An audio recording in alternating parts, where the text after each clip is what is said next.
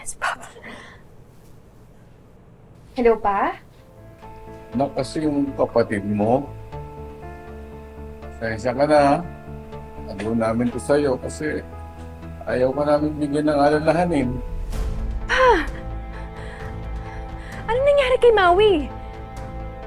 Kasi nung isang buwan, si Maui hinimatay. Dala namin sa doktor, pinatest. Ang resulta, may leukemia daw yung kapatid mo. Ano? Pa, bakit ngayon mo na sinabi sa akin to?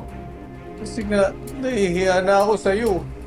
Dahil lagi na lang akong nakaasa sa'yo. Pa naman, kapatid ko si Maui. Hindi naman siya ibang tao eh. Sa venue nga ng reunion, may pambayad tayo, di ba?